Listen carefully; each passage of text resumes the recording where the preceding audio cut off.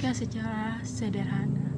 Etika merupakan norma, asas, atau nilai yang mengatur hidup manusia dalam berinteraksi sosial, seperti memberitahukan baik atau buruknya suatu tindakan, cara pikir, watak, akhlak, dan kebiasaan dari manusia. Yang berikutnya adalah kaitan etika dan moralitas.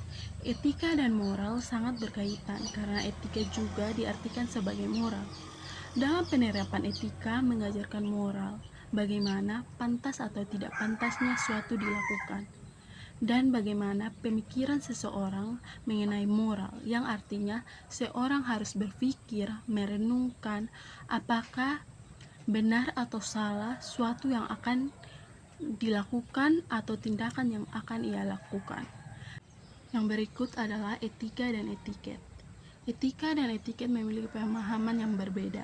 Etika adalah moral, norma, atau nilai tentang perbuatan, sedangkan etiket adalah sopan santun. Etika juga adalah niat, sedangkan etiket adalah cara melakukan sesuatu. Contohnya, etika. Jika kita memaki itu salah, maka jangan kita lakukan. Kalau contoh untuk etiket, jika kita makan, kita harus menggunakan tangan kanan atau menggunakan sendok agar terlihat sopan. Perbedaan berikutnya adalah etiket berlaku kalau ada orang, sedangkan kalau etika ada atau tidak adanya orang tetap berlaku.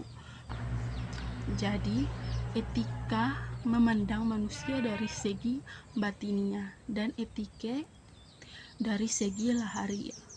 Dari semua perbedaan etika dan etiket ini, etika dan etika memiliki persamaan, yaitu sama-sama mengatur atau menyoroti perilaku hidup manusia.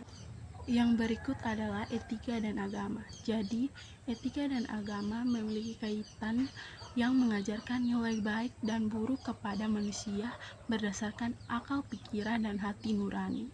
Agama mengajarkan nilai baik dan buruk kepada manusia berdasarkan wahyu atau kitab suci. Dan agama merupakan salah satu norma dalam etika. Jadi, penghayatan agama yang baik akan sejalan dengan etika yang benar. Yang berikutnya adalah sistematika etika atau penggolongan atau klasifikasi etika yang terbagi atas dua. Yang pertama, etika umum.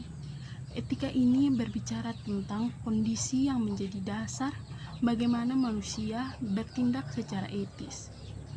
Contoh, rajin belajar, rajin beribadah, menghormati orang lain. Jadi, intinya etika ini mengajarkan apa yang baik itulah yang kita lakukan. Yang kedua, etika khusus.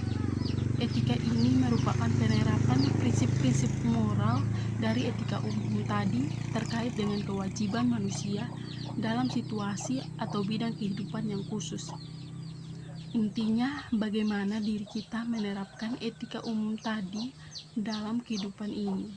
Contohnya, dalam berpacaran, bagaimana saya menerapkan prinsip-prinsip etika apa yang boleh dilakukan dan tidak boleh dilakukan.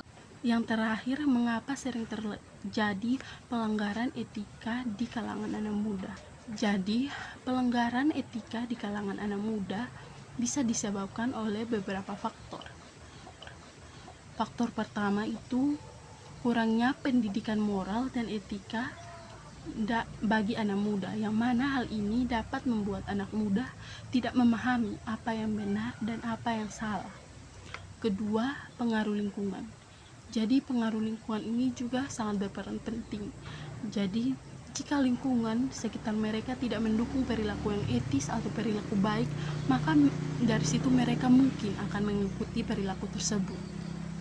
Yang terakhir atau yang ketiga, kurangnya pemahaman tentang konsekuensi dari tindakan mereka juga bisa menjadi akibat pelanggaran etika. Jadi, anak muda mungkin tidak memahami bahwa tindakan mereka dapat memiliki dampak negatif pada orang lain, diri mereka, bahkan secara keseluruhan bagi banyak masyarakat.